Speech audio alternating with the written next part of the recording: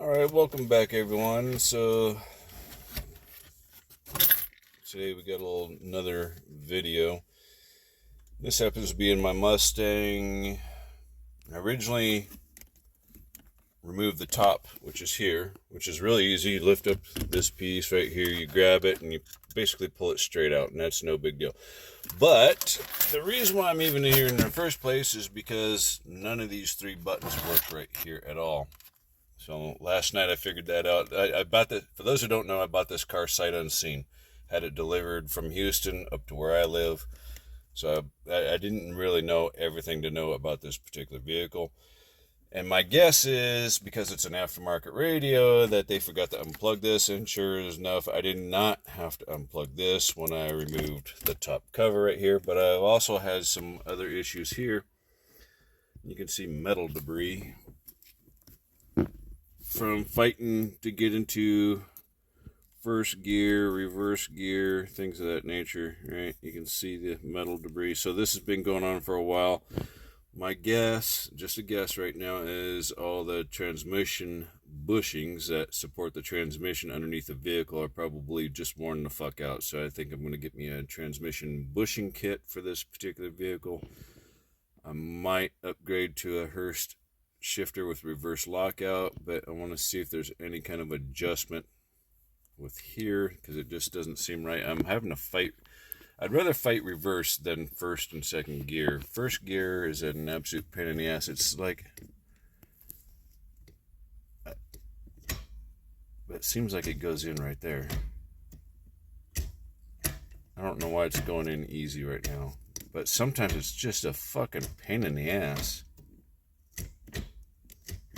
Right there, it seems to be smooth, but that's probably where the rubbing and the metallic debris is coming from is first gear. It might not be, this piece might not be adjusted properly, or this piece, I'm not sure. Well, I'm going to tinker around with it and see what happens. Hey Ford, why didn't you just go ahead and make this a little bit bigger so you can access that one bolt? I mean, that wouldn't have been too much more difficult. I mean, you guys sit behind a desk for hundreds of hours, overly paid engineers to think this shit through, and you can't think through enough to fucking notch that a little bit better. By the way, those who are curious, this is magnetic.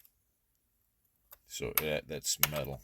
And it's a pretty stout chunk of metal too, from the looks of it.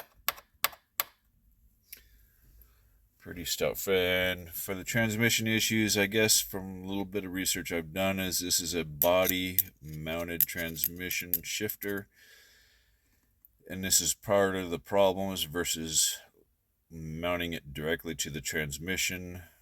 Although this was kind of like it's an issue of mine, but it's not the primary concern while I was in here. The primary concern was I had no hazards. And because more than likely the idiot who installed the radio didn't reinstall the connector, and it is what it is. So I think I'm going to get my rotary tool and see if I can just go ahead and slice this out a little bit, right about where you see them scratches, and that should give me enough play.